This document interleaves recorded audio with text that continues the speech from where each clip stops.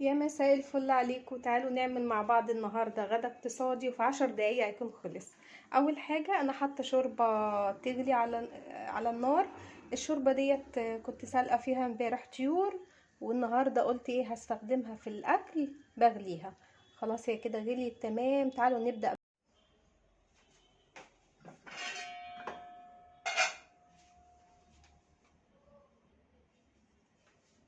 اول حاجه زي ما احنا شايفين كده بصله، مش عارفه انتوا شايفين ولا لا، اتاكد بس. تمام. ونخرطها.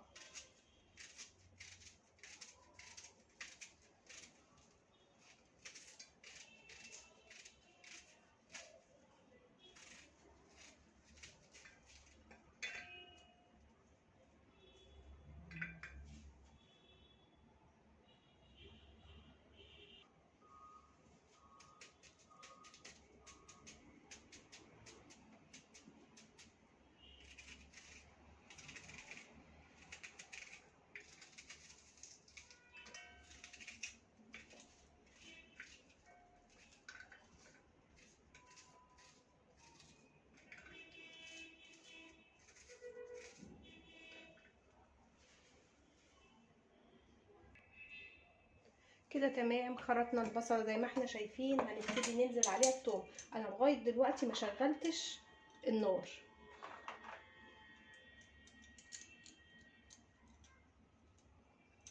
فصين ثوم كده حلوين نحطهم. الاكله دي بتبقى حلوه فيها الثوم لو زودتوه.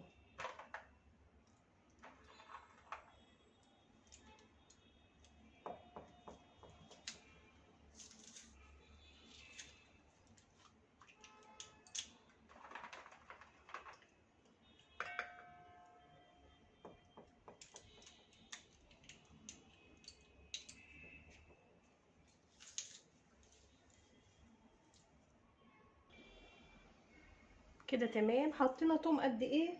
انا عشان التوم عندي فريش حطيت زي نص راس كده توم. لو انتوا عندكم التوم مفروم جاهز حطوا زي معلقه كده او نص معلقه نص معلقه من المعلقه الكبيره او معلقه من المعلقه الصغيره. كده تمام. طيب حطينا التوم وحطينا البصل. هحط ايه؟ هحط سمنه.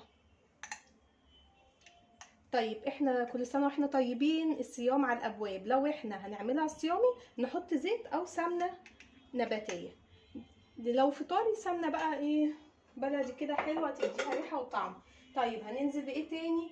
هننزل بفلفل اسود. اه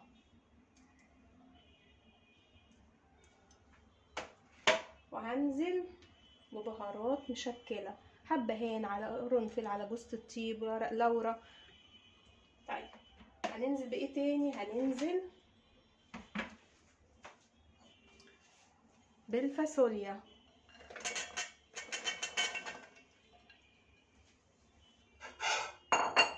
وعليها هننزل بالطماطم. الطماطم ديت خلطها في الخلاط وحط عليها ايه سنة بنجر صغيرة تدي لون حلو للطماطم، وفي نفس الوقت البنجر مغذي جدا. طيب او ممكن نحط صلصة. هنبتدي نشغل بقى النار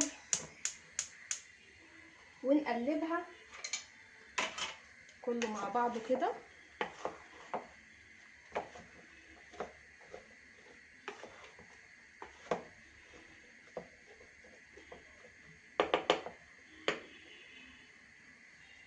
نغطي ونسيبها تغلي وتتسبك ونكمل. تعالوا نشوفها كده. بصوا هي قربت تغلي. هحطها بس ايه هنقلها على العين الاخضر عشان ايه نخلص. وتعالوا نعمل بقى شويه رز حلوين كده ومفلفلين لغايه لما الخضار يستوي. تعالوا نعمل مع بعض الرز. بصوا اهي على العين.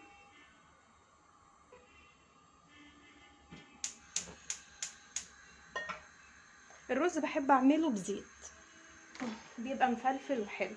هوريكم برضو تكايه كده في الاخر تخلي طعمه حلو قوي واكني عاملاه بسمنه بلدي.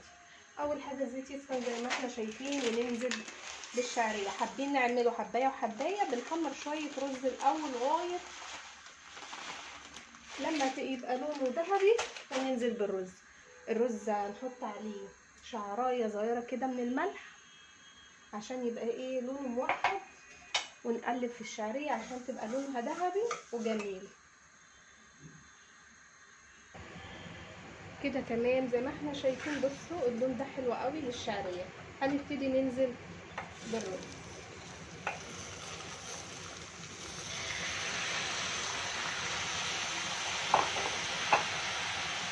ونقلب.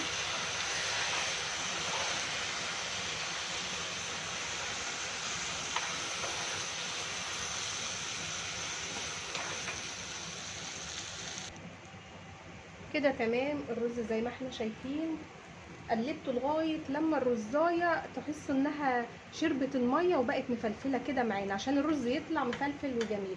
هنبتدي ننزل بشوربه او ميه، الاتنين بيبقوا حلوين، بس الشوربه بصراحه بتديله طعم حلو قوي. طبعا الشوربه ديت مش هتكفي، هكمل بميه عادي.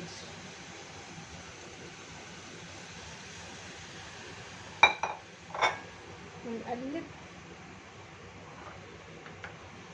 نشوف بس الميه فوق الرز بقد ايه. كده مظبوط. ممكن يكون عايز حبه ميه صغيره كمان. وتمام. هنسيب الرز مغطيه ونسيبه لغايه لما يتشرب الميه، وما يتشرب نروح نوطي عليه وهيستوي يبقى زي الفل. تعالوا بقى نشوف ايه الفاصوليا.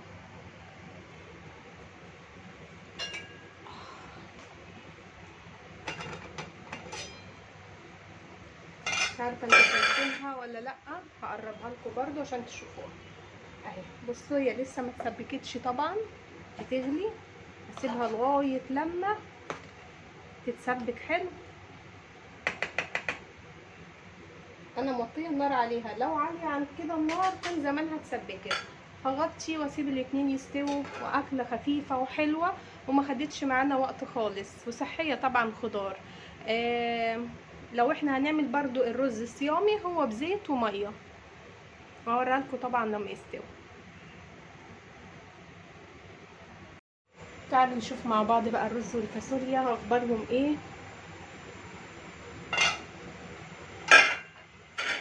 ديت الفاصوليا هسيبها لغايه لما تتشرب كل السوائل اللي فيها وتتسبك كده. اقلبها بس تقليبه حلوه كده. بس الفاصوليا اهو لما تتسبك هنزل عليها بميه او شوربه حسب ما بنحب. تعالوا برضو نشوف الرز.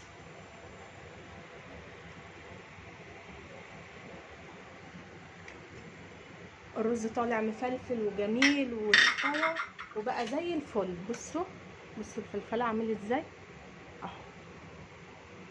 طيب انا طبعا ما حطيتش ملح في الرز لان الشوربه كان فيها ملح، حطيت ملح بسيط قوي ساعه لما ايه جينا نحمر الشعريه. طيب الفاصوليا برضو مش هحط ملح الا لما تتسبك واحط لها الميه او الشوربه. طيب التكايه اللي هتخلي الرز اكني معمول بسمنه بلدي وطعمه حلو، هحط في الاخر معلقه كده او نص معلقه من السمنه البلدي ونقلبها في الرز كده قبل ما نطفي، اكننا عاملينه بسمنه بلدي وبتديله طعم وريحه حلوه قوي قوي قوي كمان اهو. بص الرز جميل ازاي ومفلفل اهو.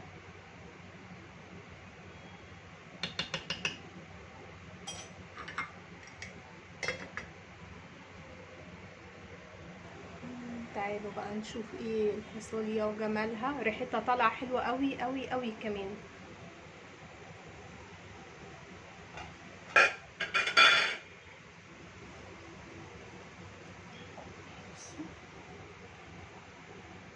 كده اتسبكت واتشربت كل السوائل اللي فيها وبقت جميله. لو احنا بنحب الطماطم لونها احمر قوي قوي قوي ممكن نزود صلصه، بس انا عن نفسي ما بحبش استخدم صلصه كتير عشان المواد الحافظه. انا عندي ممكن تبقى الطماطم مش حمرا قوي افضل نحط صلصه نقلبها بقى. انا زودتها طبعا ميه، حابين تحطوا شوربه لو عندكم تمام اهي. نسيبها بقى تستوي واحنا لسه ما حطيناش الملح. هنحط طبعا ملح وندوق، محتاجه نحط، مش محتاجه خلاص. ونخلي بالنا ان ما نزودش الملح زياده عن اللزوم. نغطي ونسيبها بقى تستوي، والرز استوى واحلى غدا اهو. تعالوا بقى نشوف الفاصوليا بعد ما خلصت.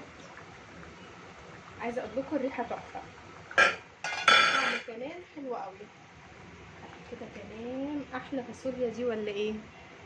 اهي. والرز طبعا زي ما احنا شايفين طفيت عليه حلوه قوي. غدانا النهارده، والطيور اللي عندنا اللي هي بايته بسخنها في الفرن جنب الغدا. ما عندناش برضو الاكل دوت حلو قوي مع بعضه وطعمه تحفه. بص الجمال.